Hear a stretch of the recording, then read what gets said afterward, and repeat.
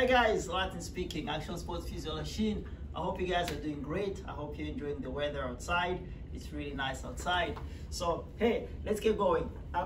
Today I'm going to talk about the importance of dorsiflexion. So what's dorsiflexion? So basically dorsiflexion is the movement of this joint right here at the ankle, okay?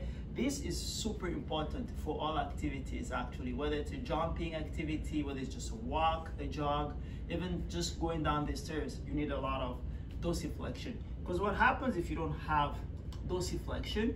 So what's gonna happen is you might have some knee pain, you might have some calf pain, or you might even have some hip pain that can even go all the way to your lower back, okay? So this movement is super important. How do you lose this movement? Well, you can lose this movement after an ankle sprain, after a fracture, playing hockey or a fall, or you can just lose this movement after a surgery at the knee, and then they put you in a cast or a brace or whatever, and they said you can't walk or you can't put any weight bearing on that leg for 8 weeks or 6 weeks. So that's going to make you lose mobility of the ankle, because obviously you're not using it, and if you don't use it, you lose it. All right, so I'm going to show you how we measure the angle of dorsiflexion at the clinic. We can use a goniometer, or we can just use this equipment here, which measures the number of centimeters. Usually we want to have about 9 centimeters. So 9 centimeters is something that we can call like a standard. But the most important thing is not having 9 or 8 or whatever. The most important thing is that we want the same dorsiflexion here as here, okay? So whether it's the left or the right, we want to have the exact same amount of dorsiflexion. So how do we measure it? So I'm going to measure my left dorsiflexion.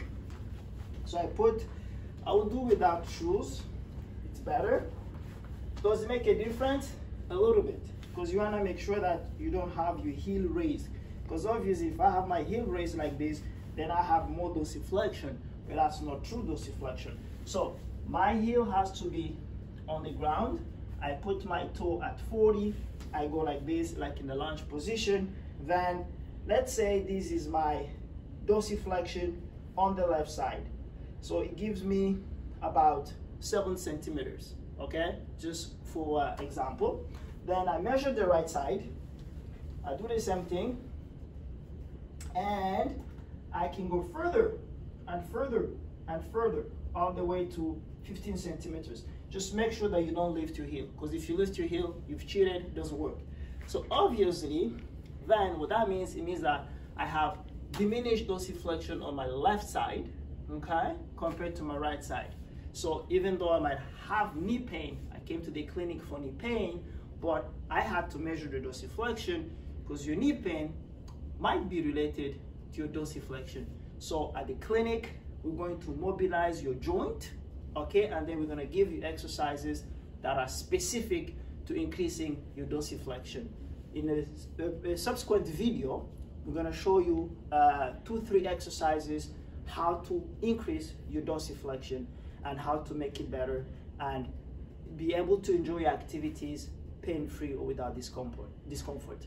All right, guys, again, if you have any questions, if it didn't work, call your local therapist.